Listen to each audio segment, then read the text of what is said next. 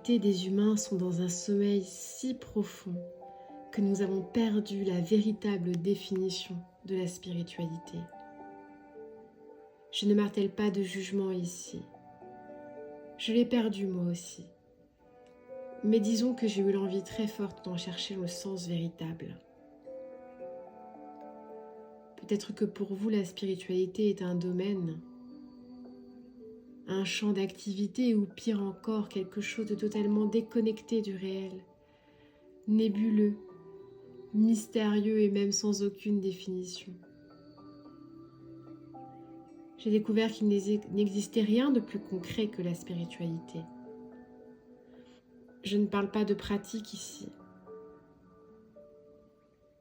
Avez-vous regardé l'état du monde? Je ne parle pas forcément et uniquement de la période actuelle. Le monde a toujours connu les crises et les guerres, les famines et les violences.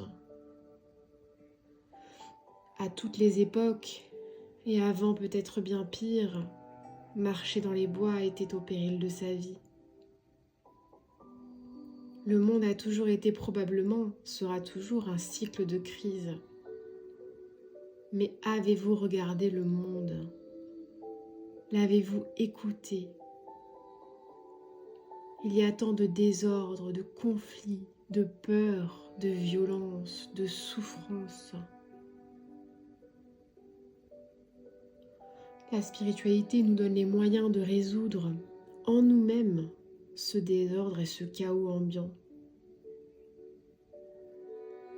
Il n'y a rien de plus concret en ce monde qu'apprendre à aimer vraiment, à vivre dans la sérénité intérieure. À quoi sert-il d'envoyer des hommes sur la Lune si nous ne savons pas vivre sur Terre? Il m'est apparu que si l'éveil s'appelait éveil, c'est bien parce qu'il traduisait l'état d'un sommeil plus ou moins profond au réveil intérieur. Et l'éveil a une réalité autre. Cette réalité autre n'est dans un premier temps rien de métaphysique, mais c'est bien réel et bien concret. Le plus grand cadeau de ma propre conscience, c'est de s'être attaqué à toutes mes idées. J'ai tant fait. J'ai tant fait et sans cesse mes idées étaient brisées. Je n'avais pas encore compris que lorsque je me réveillerais, je n'aurais rien à faire. Changer sa perception des choses est difficile.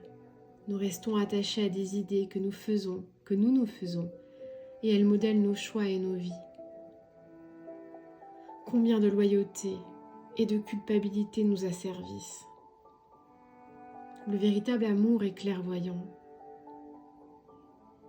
L'attachement rend hébété, aveugle et dépendant. Aussi loin que je me souvienne, j'ai rêvé d'être deux, autant que je rêvais de ma liberté. J'ai été biberonnée à ces Disney malfamés où la princesse, comme un drame tellement injuste, ne peut être sauvée que par ce prince, qui ma foi ne fait jamais de grands sacrifices. J'ai été Ariel, qui sacrifie sa nageoire pour rejoindre cet abruti, incapable de trouver le courage de l'embrasser. J'ai cru à ce grand amour irréel, puéril et fusionnel, et j'ai échoué mon âme devant le couple moderne dont les corps sont devenus étrangers. J'ai refusé ce que je voyais. J'ai refusé d'entendre les plaintes tellement banales. J'ai refusé de salir mes oreilles à des histoires prémâchées. J'ai refusé d'entendre que le couple c'est dur, que ceci et que cela. Devant tant de disharmonie, j'ai fui. Et j'ai même tellement voulu comprendre que je me suis immiscée dans les brèches qui nourrissaient mon propre désamour. Et j'ai encore moins compris. Et j'aurais voulu demander, si rien de matériel ne vous reliait, Seriez-vous encore ensemble? De ce schéma, je n'en voulais pas. La routine et les arrangements intérieurs, je n'en voulais pas. Et j'ai été exaucée en recevant l'amour. J'entamais un long et périlleux chemin d'union intérieure qui allait mettre en lumière ma prison, mais surtout le sommeil profond dans lequel je me trouvais. L'amour lui-même n'avait pas échappé à mon hypnose. Ma nature toute couverte de peur, de blessures et de projections ne pouvait s'exprimer. Alors j'ai réalisé que le véritable amour est clairvoyant. C'est l'attachement qui rend les choses opaques et obstruées. L'attachement, mais aussi les mensonges, les arrangements et les fuites. Je ne vous parle pas d'un simple attachement envers une personne, mais bien un attachement plus profond à chaque chose. J'ai découvert la supercherie présente en chacun de nous, simplement active à des niveaux différents. J'ai découvert ce qui se cachait derrière le fait de faire du bien, et ça a été radical comme découverte dans ma pratique. J'ai cessé de vouloir aider, et paradoxalement, j'ai vraiment aidé. J'ai vu en pleine lumière mon besoin d'amour, propre à tout humain, nous dit-on. Le sommeil est tenace. Il veut nous arracher à l'aurore. Tant de croyances douces comme du miel tenteraient de nous arracher à l'éveil.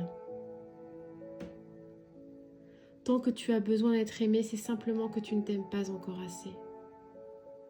Quand ce sera le cas, tu prendras la responsabilité de tes actes et tu consentiras à déplaire si cela est juste pour toi.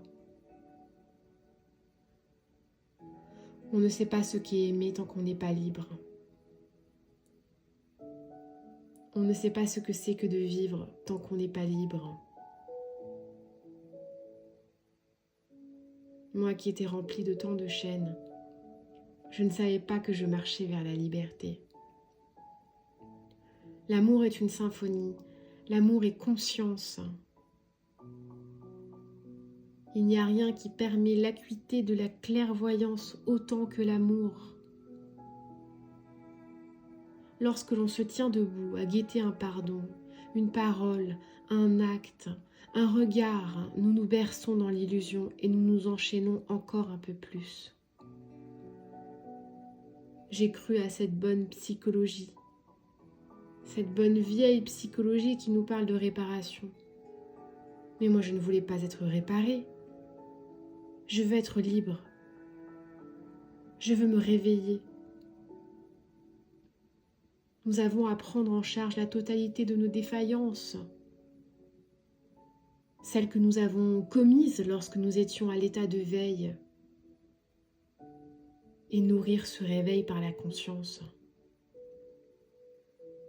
Alors j'ai réalisé que mon positionnement entier, mon positionnement total au devant de la vie, était le fruit de conditionnements, de croyances et même de lavage de cerveau. J'avais été conditionnée, comme le reste de l'humanité, ceci dit, à ces jeux de rôles enfermants dont nous sommes au travers de nos blessures, et nous en avons tous, avant de vivre notre réveil, des pantins plus ou moins dociles. Moi, la dépendante, contrôlante, tant la peur pouvait m'étouffer. Je crois que chacun de mes pas était dans l'espoir d'être aimé.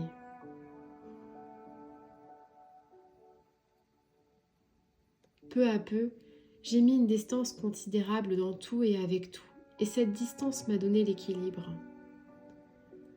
J'ai cessé d'être le déversoir émotionnel de mes amis et de ma famille, et j'ai cessé d'en être un pour les autres paradoxalement. Et contre toute attente, je n'ai jamais si bien écouté et entendu.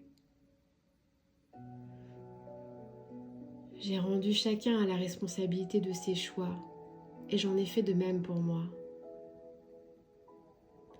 J'ai réalisé que mon rêve avait toujours été le même, mais je l'avais projeté depuis un espace de conscience devenu obsolète.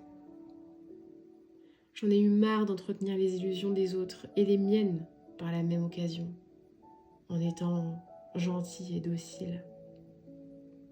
J'ai cessé d'être lisse et de vouloir plaire. Pas par rébellion, pas comme une adolescente qui dit tant pis, vous n'avez qu'à m'accepter telle que je suis, mais en sortant une bonne fois pour toutes de cet asservissement.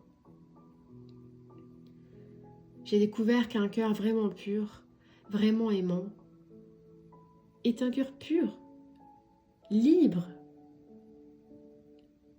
J'ai cessé de faire du bien. Et paradoxalement, je n'ai jamais reçu autant de merci. On ne fait jamais autant de bien que lorsqu'on ne sait pas qu'on est en train d'en faire. J'ai été en mesure de placer mon propre bonheur au centre de mes priorités. C'est le luxe de ne pas avoir d'enfants, me diront les parents. Eh bien oui, c'est mon luxe et je m'en délecte.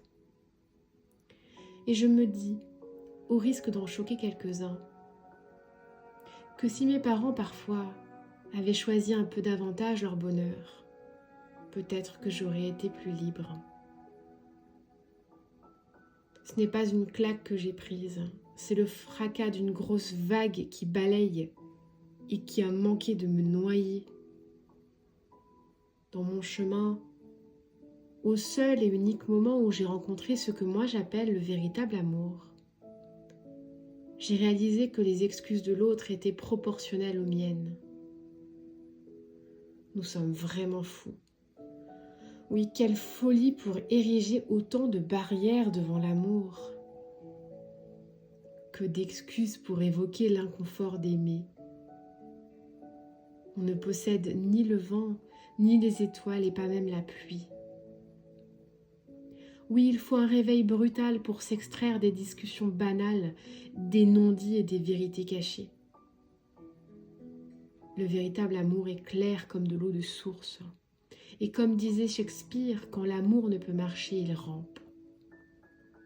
Et ça ne le rend pas moins digne. Il rampe comme le cours d'un ruisseau, faisant fi des roches, il contourne et reste clair et dynamique.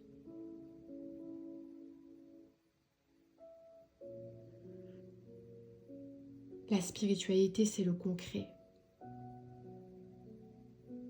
Comment sans ça nous trouverions une issue à nos émotions les plus profondes, à nos chaos intérieurs et à nos barricades? Les rancœurs, les reproches, les émotions négatives nous retiennent au passé et sont des indicateurs qu'à cet endroit, un éveil n'a pas encore eu lieu. J'ai cessé d'écouter ce pauvre discours qui a jalonné ma vie et qui me parle de fatalité. Je n'y crois pas et je n'y crois plus. Réveillons-nous, c'est notre plus grand pouvoir. Un cœur aimant, c'est un cœur qui ne se ferme devant rien ni personne. Et ça ne concerne personne d'autre que soi. Ce n'est aucunement une posture de bon samaritain. C'est la posture de l'éveil, de l'être libre qui ne donne plus aucun fragment de lui-même à celui qui l'a blessé, et même à celui qu'il aime. C'est le chemin d'une vie, mais on ne connaît pas le temps d'une vie. Alors faisons-le maintenant, réveillons-nous. Je ne dis pas que c'est facile. C'est même profondément inconfortable. Je dirais même que c'est vraiment horriblement difficile. Mais l'amour véritable est clairvoyant. Alors, ici, j'ai rencontré une autre idée, mais proche d'un paradigme plus libre.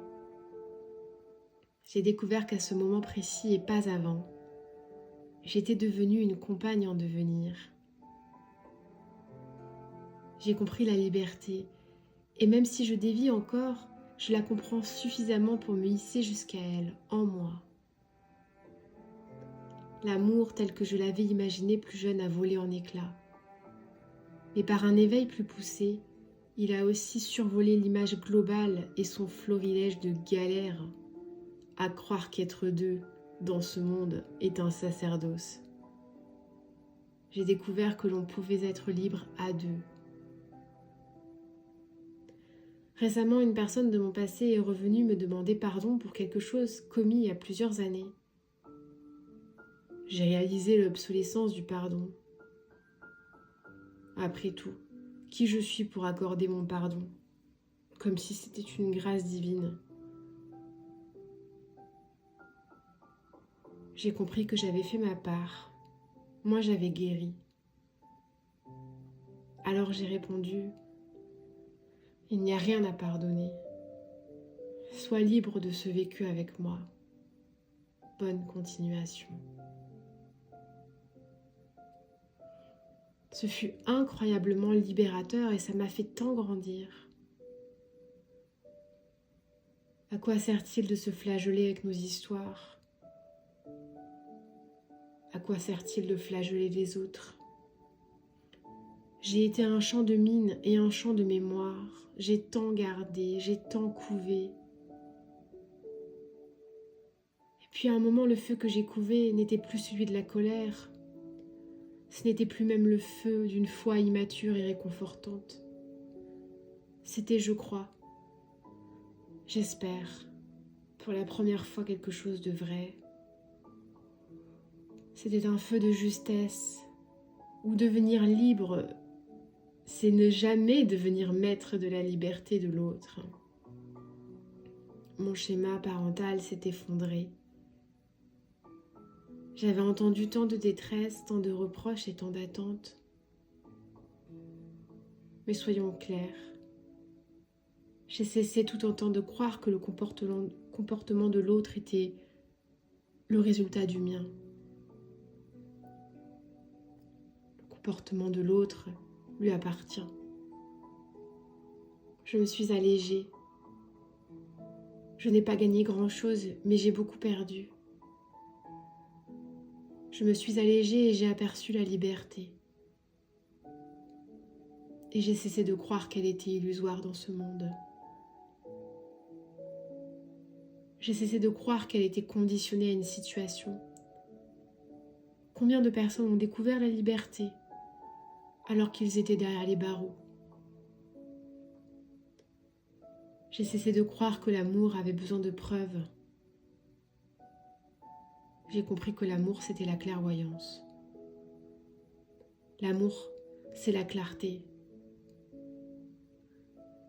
Là où c'est clair et dégagé entre toi et une personne, l'amour est. Ceci est la clé de sol de ma vie.